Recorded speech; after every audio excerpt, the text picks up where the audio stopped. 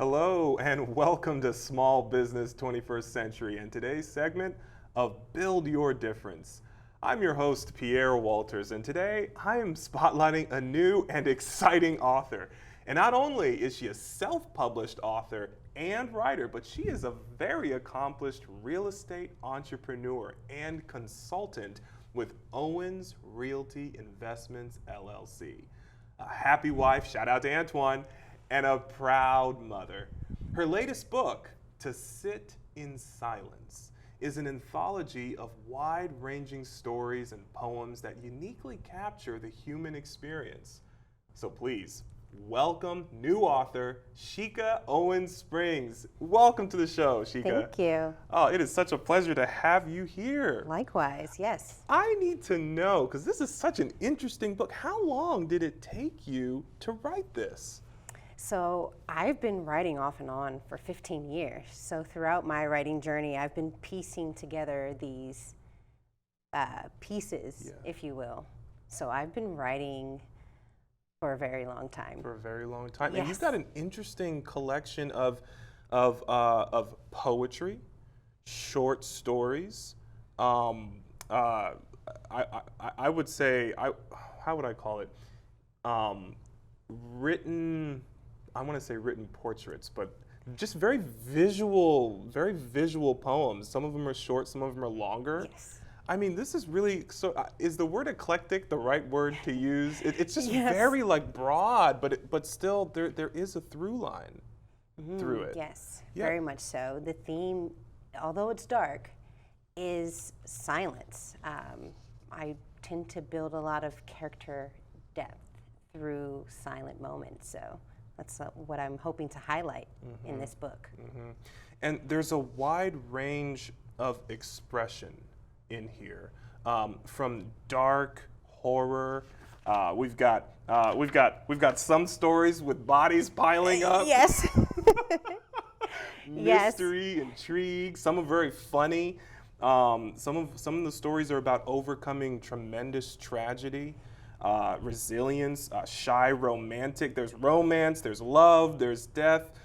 All of this is a part of life. Did all this come from your imagination, or did you draw from things that may have happened in the real world, or perhaps through your experience? Absolutely.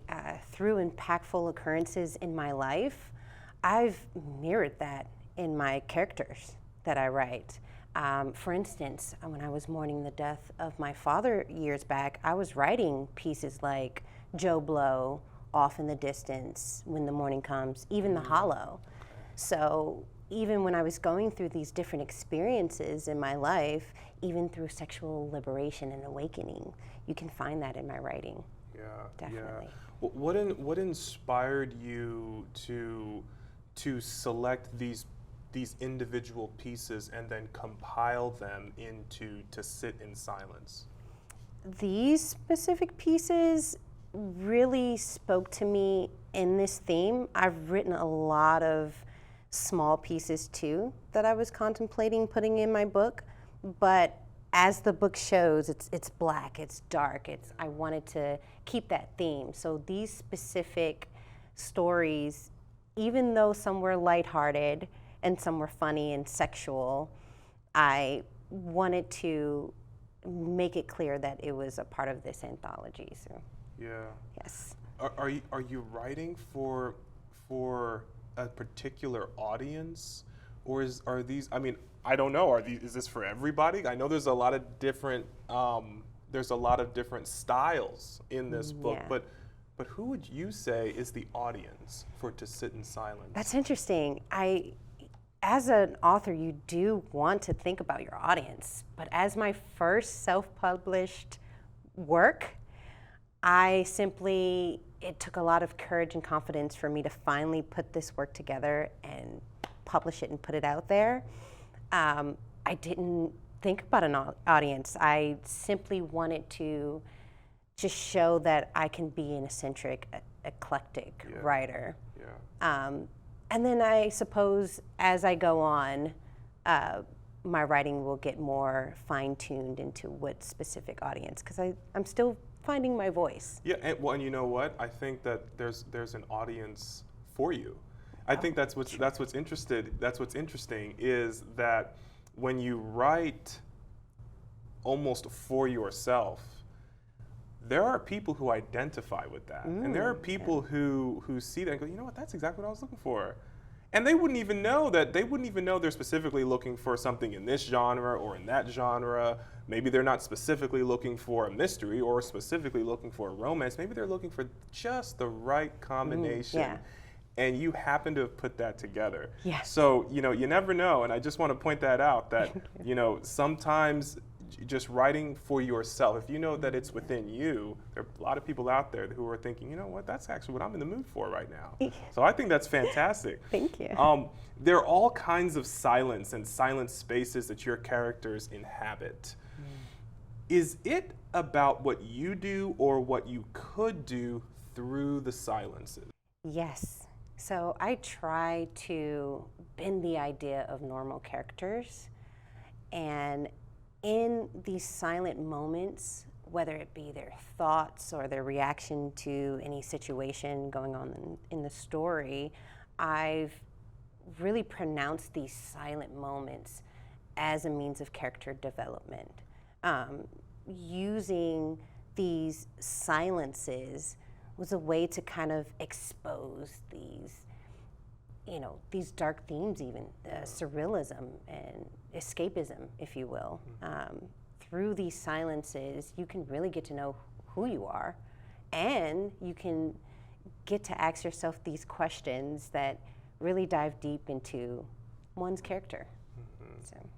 It's very clear that you have put quite a lot of thought in how you've developed not only each of these poems, but each of these stories as well. And so, as a writer myself, I'm very curious, what is your process? And I know maybe you don't want to spill the beans, but tell us a little bit about how you go about writing and putting these things together. Yes, it's no secret, actually. I jot things down. I journal a lot. Even if it's just a sentence or maybe just an idea, I always revisit my work and build a world around it. I go back and I build characters and a reality. That's my mode of writing. So I have a lot of pieces that I'm always revisiting. Okay, yeah. Do you fall into that camp, kind of like me, where it's never quite done? It's never quite done, and like even once it's out there, it's like, oh God, I wish I could just one more little tweak. Absolutely, I even feel that way about this book. I'm reading through it and I'm going, oh, I could have done this better, or oh wow, I could have done more with this story or this piece. So, I think it's a plight of an author. I think it's always something that's a horror of an author, right? So, yes. Do you think that we sit in silence without even realizing it? Of course, of course.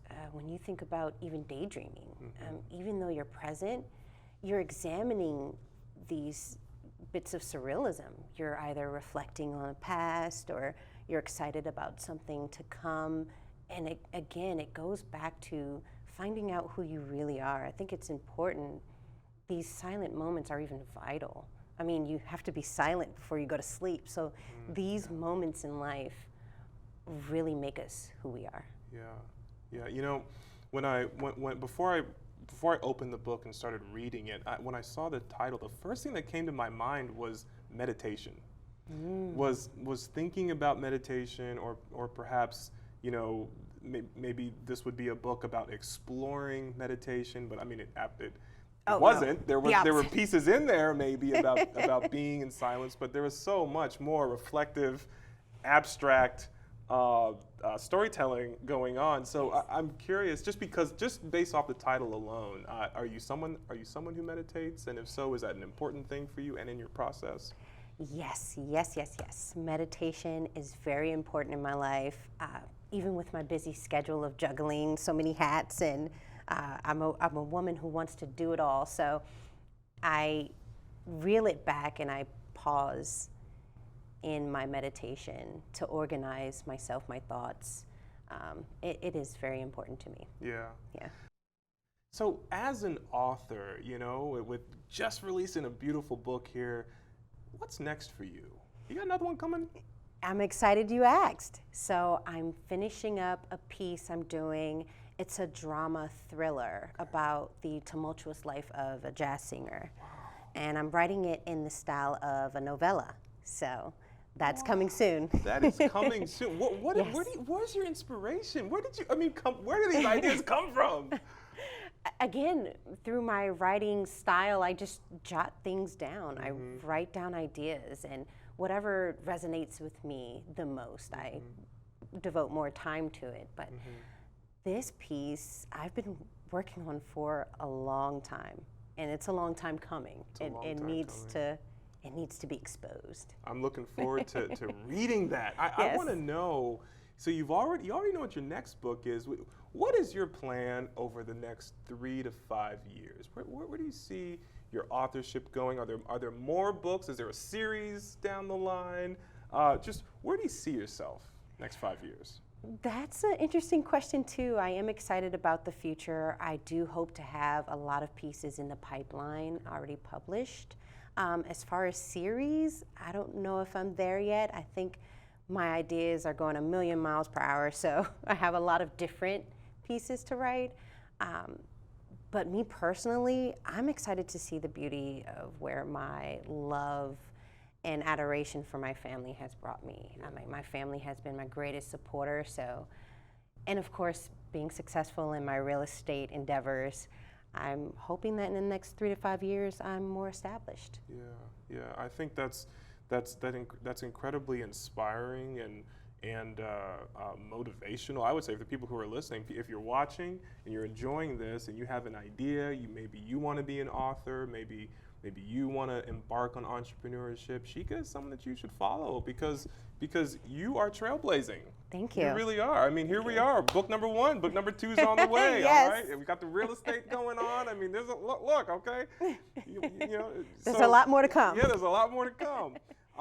Okay, so I want to know before we go to break, what's one lesson that you've learned becoming a writer, a wife, and a mom, as well as juggling the demands of being a real estate entrepreneur? Just give me one important thing that you've learned just handling all of that so far. I will say time management. Preparing, planning, putting together a routine, a schedule. That has been a challenge that I've been fine-tuning over the years. You know, I want to dig deeper into that. I'm really curious how you do it and maybe what hacks you've learned along the way. So stick with us. We're going to take a quick break, but when we return, we're going to learn so much more about Cheykha Owens-Spriggs. Stay with us. Taking care of a family member can lead to plenty of questions. Fortunately, there's a place to get the answers, for them and for you. Find articles, tips, and tools from experts and others who have been in your place. The Caregiving Resource Center at aarp.org/caregiving. And welcome back. You're watching Small Business 21st Century, and today's segment of Build Your Difference with my special guest, author Cheykha Owens-Spriggs. Now, prior to the break, she was just telling us about how she manages her time, which is the secret to how she's able to achieve so many things. I mean, she has just launched a book, she's working on another one, she runs a full-time real estate business, she's a wife, she's a family woman. Tell us a little bit about what hacks you have discovered along the way that have allowed you to manage your time to be able to achieve all of these things. Yes, absolutely. Prioritizing is important. Okay. Being my responsibilities as a mother and a wife come first in my household. Then the devotion I have for writing, I find free time, quiet moments in my day-to-day to write. And then I do devote specific time towards my real estate career. So again, time management is the main thing that I've been overcoming through these years. And again, I wouldn't be able to do this without the support of my family. Your family, okay. So, yeah, fine-tuning the time has been challenging, but again, if you're passionate about it, you'll find time for it. Did you always know that you wanted to be a writer? Yes, I've been writing since I was in high school. It's been an underlying issue. I didn't really take it seriously until recently.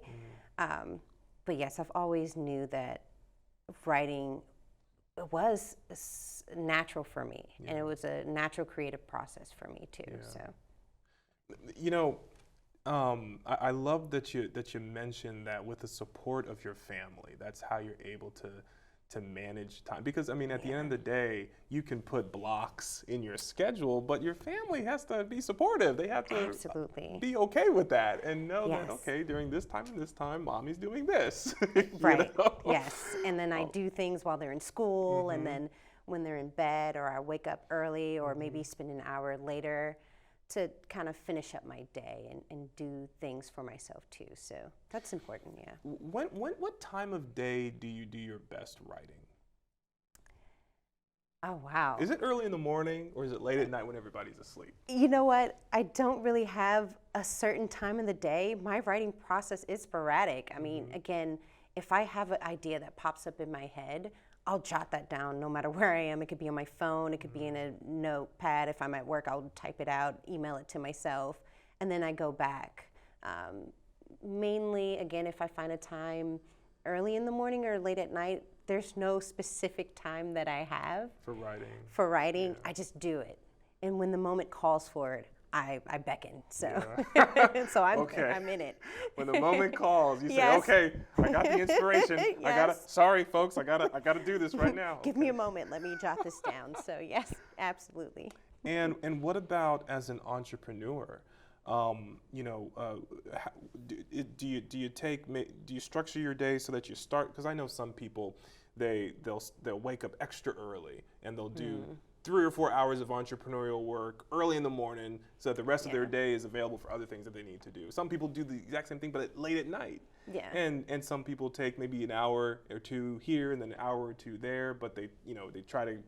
How do you do it? I'm curious. How do you do it? So there's been moments where I've done both. I was able to wake up early, get the day started, maybe write some things, journal here, make my schedule, my plan, and then execute it for the rest of the day. Or there's been moments where it's been the opposite, where I've been really busy that morning. I have meetings, engagements, and or I work, specifically during a set time frame, and then I have the rest of the day to kind of relax and, okay, what did I just do? Let me write that down. So it is sporadic for me, but again, finding that discipline of that time management and understanding how my day is started, it sets the tone for the rest of the day, really. So outside of time management, what would you say has been one of the greatest challenges that you have had to overcome in order to get to where you are today? Consistency, yes. So I think that works hand in hand with time management. Finding the time, even on a day-to-day basis, to work on your craft, albeit, again, my real estate career, my writing, setting and being disciplined about setting that time aside to work on those things has been impetus to my life right now. And again, my responsibilities as a wife and mother have always been first, and then everything else falls into place. I will say, as a real estate entrepreneur, the beauty about that industry is that you can work anytime you like. I've chosen these fields because of the flexibility too that I have in working on these things. Like, for instance, I can check out a property in the morning, and then by the evening I'm writing. So I've been able to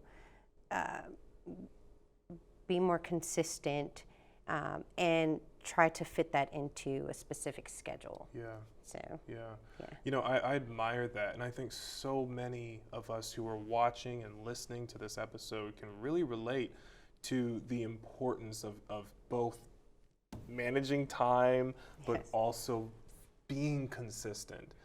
Yeah. You know, something that I heard, was a quote that I heard. I wish I could attribute to whom it was, to whom said the quote, but it is, how you do one thing is how you do everything.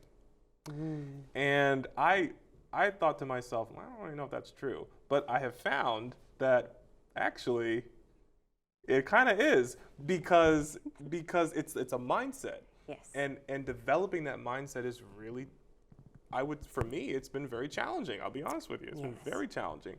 But you are living proof that someone who is passionate, someone who has a goal and a desire, can achieve it if they know maybe where they're weak and where they want to improve.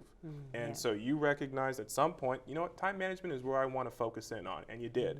Being consistent is where I want to focus in on, and you did. And now look, we're here today talking about your book.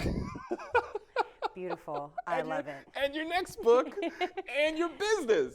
Yes. I mean, folks, come on. We can do it. You can do it, okay? Yes. What advice would you give to a budding writer who is listening to today's episode and might be feeling overwhelmed with the journey of putting pen to paper and writing that book that's in their head? What advice would you give to them? Oh, yes, definitely. Again, if you have a passion for it, you would make time for it. Never give up. That's the key.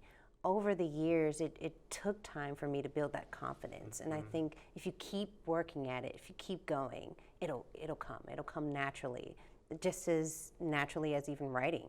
Because I honestly don't believe in writer's block. I think that comes with continuing to do it.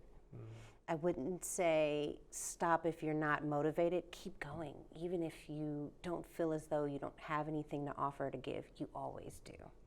And That's so that consistency speaking. Yeah. That's, you know, I want to lean into that, because that I think is really powerful. My God, if you have writer's block, or you're experiencing writer's block, you as an accomplished published author, you're saying push through it. Yes. If you don't know what to write, doesn't matter, sit and write something. Even That's journaling. amazing. Yes. So if in the moment you feel as though I have nothing to write, write that. Write Literally that. write, oh man, I wish Wow. I could write something, and then keep going. It will come. It will come. I can tell you there have been so many times where I have experienced writer's block. And what I mean by that is I've sat down at the computer and suddenly all the ideas I had just melted away. And I'm looking at this blank screen, and the screen's getting bigger. Oh boy. And I'm getting further. And I'm thinking, what am I going to do? But that's a story right there. The fact that the screen got bigger and you're just hollowed out of this situation, this moment, that could be a story. That is a story. Yes. That's amazing. I mean, the strategy, because I in many ways I'm a strategist. So I'm looking at what you're saying, I'm taking it as a strategy. The strategy is, when you're in that moment, write that down. Right, that moment. And I think that is amazing. And the thing is that in every moment that you're sitting down and you think, oh, I don't have anything to write, even if you just write that down, every moment will look different. So Monday you're thinking, I'm just gonna write down, I don't know what to write. Tuesday you're like, okay, I still don't know what to write, but the page is getting larger. I'm just saying, for example, it will look different. Your writing process will always kind of unfold right before your eyes. Just let it, the strategy is have no strategy, right? Just let it fall onto the paper. Just do it. Just do it. When you're sitting there, just write. If you don't remember what your idea was, write down what you're currently experiencing.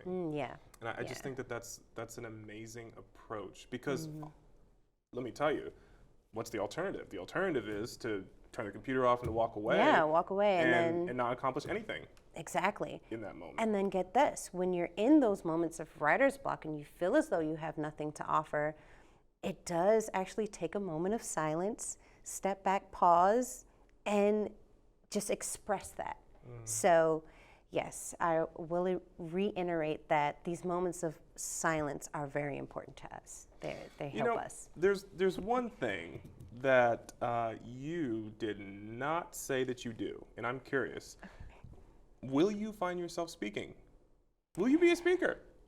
Because you're doing a great job. I'm Thank wondering, you. is that on your roadmap? You're going to be a I speaker? am a woman of many talents. I am. So yes, I can. Yeah. I even see if I should retire from real estate, I see myself speaking and encouraging other real estate entrepreneurs further down the line. So speaking, I went to college for speaking too. So speech has, even though it's thrilling in the moment and challenging, it surprises me. It allows me to see my best self and put my best foot forward. So. Yeah, and you have a message to share, I think, in my opinion. Thank you. Just sitting here with you today, it's very inspiring, and I just, I think that everyone who's listening and watching today, or even if you were in a room full of other writers, that what you have to say is inspiring, and it is motivating, and it's helping us to recognize that, even when we feel like giving up, we can move forward and we can just do it. Yes. And I really appreciate that. So with that said, if you have any questions about today's segment, I want to encourage you to see the information scrolling at the bottom of your screen. As always, I want to thank you for watching. I want to thank you for being here. Thank you. It was a pleasure. As a wise person once said, hold the vision and trust the process. I'm your host, Pierre Walters. You've been watching Small Business 21st Century in today's segment of Build Your Difference. Have an inspiring week.